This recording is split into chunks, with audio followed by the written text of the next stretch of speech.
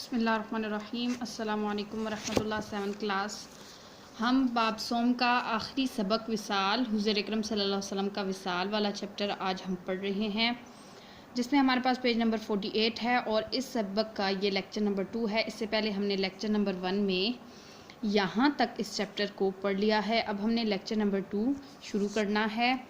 خطبہ مبارک سے فارغ ہونے کے بعد، یعنی کہ حضور اکرم صلی اللہ علیہ وسلم نے آخری خطبہ دیا کہ کسی کا مجھ پر کوئی حق ہے، کسی پہ میں نے ظلم کیا ہے تو یہ سب یا تو مجھے معاف کر دیں تو یا مجھ سے بدلہ لے لیں، اور اگر کسی کا کوئی حق ہے تو وہ مجھ سے ابھی بھی واپس لے لے، تاکہ میں اپنے رب کے پاس بالکل پاک ہو کر جاؤں۔ تو یہ خطبہ دینے کے بعد حضور اکرم صلی اللہ علیہ وسلم جو ہیں وہ حضرت عائشہ صدیقہ رضی اللہ تعالیٰ عنہ کے گھر میں تشریف لے گئے، اور آپ صلی اللہ علیہ وسلم کے پاس جو اشرفیاں موجود تھیں، یعنی کہ اس وقت کے پیسوں کو اشرفیاں کہا جاتا تھا۔ اشرفیاں وہ سکہ نما ہوتی تھیں، اور وہ جتنی حضور اکرم صلی اللہ علیہ وسلم کے پاس پڑی ہوئی تھیں انہوں نے منگوا کر غریبوں میں تقسیم کروا دیں، اور اعلان کیا کہ پیغمبر کوئی ترکہ نہیں چھوڑتے، یعنی کہ جو اللہ کا نبی ہے، جو اللہ کا پیغمبر ہے، وہ کوئی بھی ترکہ نہیں چھوڑتا۔ اپنے جو آل اولاد ہے، ازواج مطہرات وغیرہ کچھ بھی ہیں، ان کے لیے کوئی مال و دولت وغیرہ نہیں چھوڑتا، اور جو کچھ پیغمبر کا ترکہ ہوگا وہ بیت المال میں جمع کیا جائے گا۔ بیت المال ایک ایسا محکمہ تھا جس سے غریب لوگوں کو وظیفہ دیا جاتا تھا، تو جو پیغمبروں کا ترکہ ہے اسے کہاں جمع کیا جائے گا؟ بیت المال میں جمع کیا جائے گا، جو مسلمانوں کی بہبود پر خرچ ہوگا۔ وصال والے دن حضور اکرم صلی اللہ علیہ وسلم کی طبیعت کو ذرا سکون حاصل ہوا، مگر پھر تھوڑی ہی دیر بعد طبیعت مزید خراب ہو گئی اور بے چینی بڑھتی گئی۔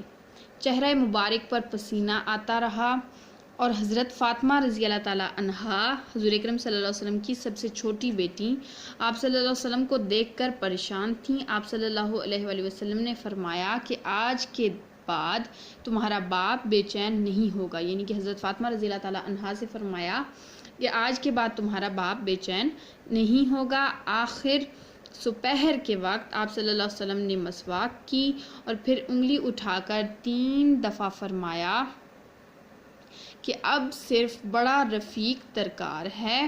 اس کے بعد آپ صلی اللہ علیہ وسلم کا وصال ہو گیا۔ یہ وہ لمحہ تھا جو انسانیت کی تاریخ میں بہت زیادہ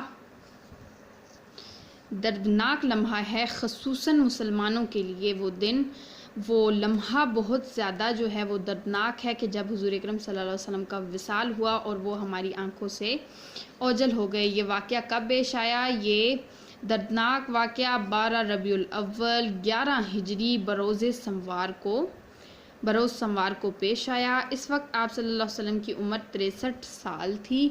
وصال کی خبر سنتے ہی صحابہ کرام رضی اللہ تعالیٰ عنہم جو تھے وہ انتہائی غمگین ہو گئے، اور بعض کو تو آپ صلی اللہ علیہ وسلم کے وصال کا یقین ہی نہیں آتا تھا۔ حضرت عمر رضی اللہ تعالیٰ عنہ کی تو یہ حالت ہو گئی تھی کہ وہ تلوار لے کر کھڑے ہو گئے اور کہنے لگے کہ جس شخص نے ایسا کہا کہ حضور اکرم صلی اللہ علیہ وسلم وصال فرما گئے ہیں، میں اس کا ابھی اس کا سر اڑا دوں گا۔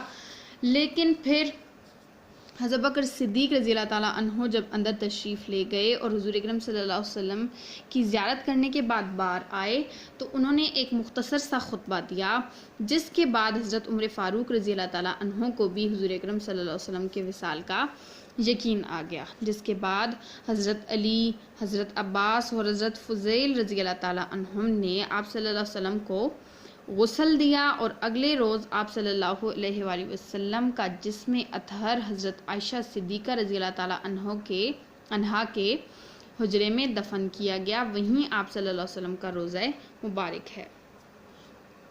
یعنی کہ جب یہ واقعہ پیش آیا اس کے بعد صحابہ کرام رضی اللہ تعالیٰ عنہ بہت زیادہ غمگین ہو گئے۔ حضرت عمر رضی اللہ تعالیٰ عنہ اس بات کو تسلیم نہیں کر پا رہے تھے، اس لیے انہوں نے اس قسم کا ریئیکشن دیا کہ اگر کوئی شخص ایسا کہے گا تو میں اس کو قتل کر دوں گا۔